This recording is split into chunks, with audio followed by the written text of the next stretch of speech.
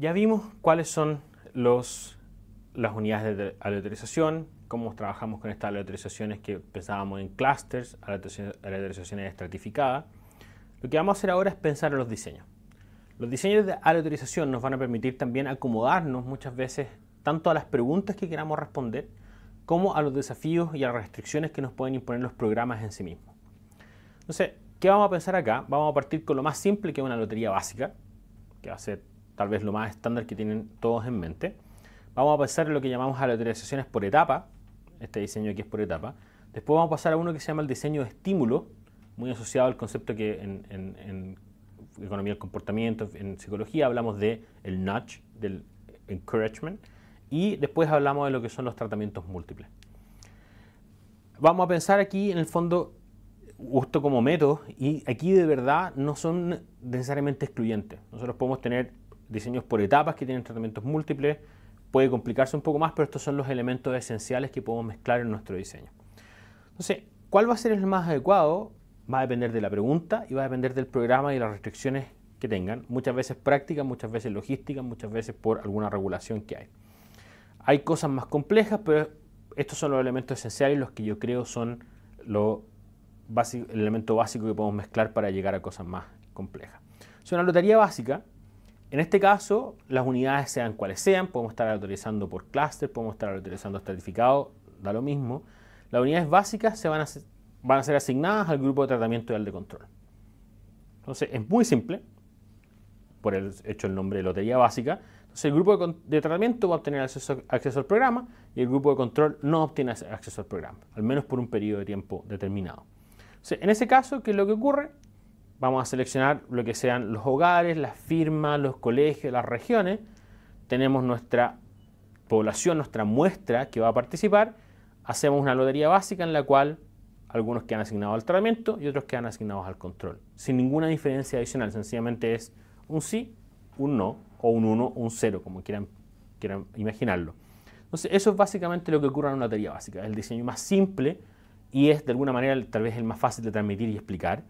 Y ¿cuándo es útil? Bueno, es muy útil cuando tú tienes una situación en la cual tienes un programa que podríamos llamar que está con sobredemanda, un programa en el cual los recursos no son suficientes para atender a todo. Entonces, en este caso es muy simple porque tú lo que haces es decir, mire, yo puedo tener tanta capacidad de atención, tengo muchos más interesados y voy a asignar la posibilidad de entrar al programa de manera aleatoria. Y esto te permite hacerlo de una manera transparente.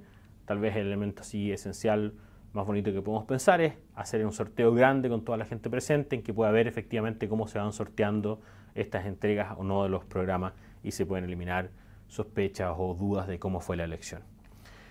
¿Qué restricción tiene? Aquí hay una restricción bastante importante.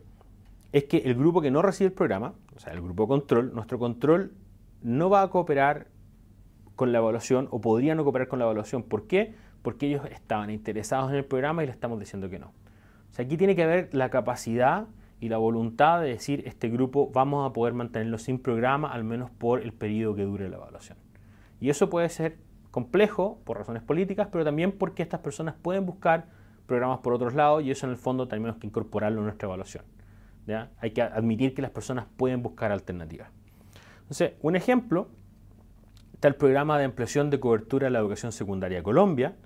En ese caso se dieron becas a más de 125.000 estudiantes de barrios desaventajados.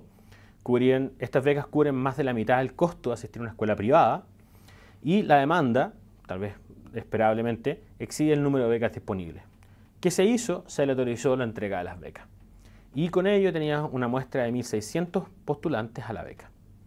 ¿Y qué ocurre en ese caso? En ese caso lo que se hace, tienes 1.600 postulantes a las becas y se hizo una lotería básica en la cual a 800 de estos estudiantes se les dio la beca y a otros 800 estudiantes no se les dio la beca. ¿Qué sucede con eso? Se podíamos comparar los alumnos con y sin beca en este proceso. ¿Okay? ¿Cuál es la alternativa? Un diseño alternativo a esto es lo que llamamos el diseño por etapas. El diseño por etapas es, efectivamente, yo voy a ir incorporando grupos en distintos momentos. O sea, el diseño por etapa, todos los candidatos van a tener que recibir el programa. Entonces, por ejemplo, aquí eventualmente tenemos una población interesada a la cual no podemos atender a todos el primer momento, el primer año, pero van entrando lentamente en el programa año a año. Entonces, aquí, ¿qué es lo que ocurre? Yo voy asignando aleatoriamente a las personas en el programa y van las etapas, son las que se asignan, no el sí o no, sino que es el momento en el cual van entrando. En un momento dado, en una de estas fases, en una de estas etapas, va a haber un grupo que va a estar recibiendo el programa y otro grupo que no. Y en una fase posterior, aquellos que no lo han recibido ahora pueden pasar a recibirlo. Esto puede ser en 2 fases, en que eventualmente todos los que no estaban entran, o puede ser en varias etapas subsecuentes en las cuales van entrando poco a poco.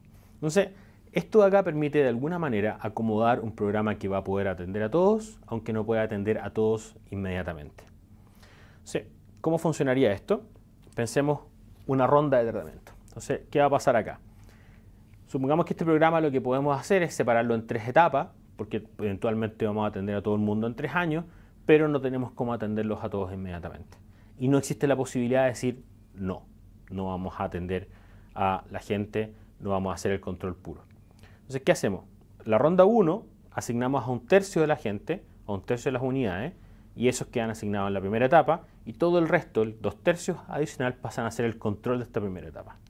En una segunda ronda, de esos 2/3 que quedaron afuera, la mitad de ellos van a entrar y van a ser parte del tratamiento ahora. Por lo tanto, en la ronda 2, el tratamiento consiste en 2/3 del grupo y el control en 1/3. Y en ese momento acaba la parte aleatoria, porque en el año 3, la tercera ronda o el tercer mes o la unidad de tiempo que estemos pensando, va a entrar el total. Entonces, a la tercera etapa tenemos que el tratamiento es el total de nuestra muestra y en el control no hay nadie. Esto nos permite ir comparando distintos grupos, distintos tratamientos, distintos controles. Entonces, ¿cuándo esto es útil? Bueno, no podemos implementar el programa todo de una vez. Hay un grupo grande, no podemos servirlos a todos. No podemos excluir a nadie totalmente, porque efectivamente hay la capacidad de atenderlos a todos en el tiempo y por lo tanto queremos irlo incorporando paso a paso. Y en el fondo esto permite que todos puedan recibir el programa, pero también todas las personas, todas las firmas, las empresas o los colegios son incorporados en nuestra evaluación de nuestro programa y nos permiten tener una mucho mejor medición del impacto de este programa. ¿Cuál es la gran dificultad que tiene esto? Es si estamos interesados en efectos de largo plazo, efectivamente, en el ejemplo que le estaba dando, a la tercera etapa ya no tenemos un grupo de control. Por lo tanto, la medición de los efectos de largo plazo es más bien de quién entró antes y quién entró después, no una medición de quién participó y quién no.